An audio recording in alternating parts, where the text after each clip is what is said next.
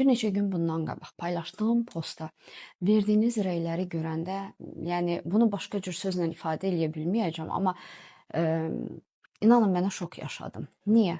Axı səbəblər nədir ki, biz bu qədər aqressiv olmuşuq? Axı nəyə görə bizim həyatımızı xilas edən həkimlərə qarşı, bizə təhsil verən müəllimlərə qarşı bu qədər aqressiyamız var? Axı bizim başımız ağrıyanda, bizim əzizlərimizin bir anlıq əhvalı dəyişəndə, hər hansı bir qorxulu anımızda, sağlamlıq problemi yaşayanda birinci qaçdığımız ünvan həkimlərdir.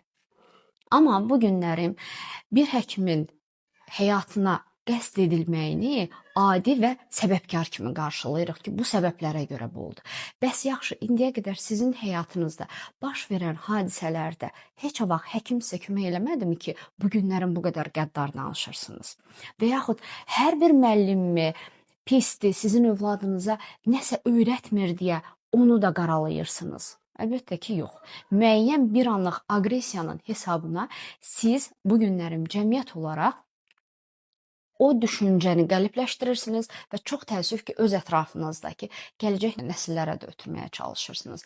Dayanmadan hamının dediyi bir şey var. Axı, Asif doktor haqqında heç bir pasiyenti bir müsbət rəy demədi. Baxın, mən indi burada yerləşdirəcəyim səs yazısını dinləyin və görün ilk dəfə bu sözü eşidən pasiyent nə qədər əziyyət çəkib, nə qədər əzab çəkib. O adamın həyatına toxunub deyə bu var. Ay doktor, inarsınız mən 2 gündür özümə gələ bilmirəm. Asif doktor mənim doktorum idi. Mən şu həkimim oldu. O qədər gözəl, o qədər pozitiv, o qədər insan, o qədər mərhəmətli. Siz burada paylaşana qədər inanmırdım onun ölümünə. İnanın ki, bir səfərdə ağlamışam, bacım məni zorla sakitləşdirdi. İndi siz deyin, mən həkimləri təsadüfənmi qorudum? Mən həkimlərə boş yerəmi dəstək çıxmağa çalışdım və yaxud yenə də deyirəm müəllimlərə.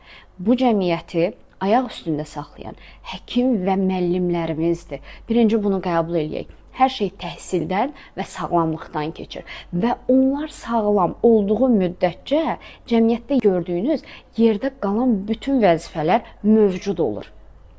Ona görə də bu reallığı qəbul edin əzizlərim.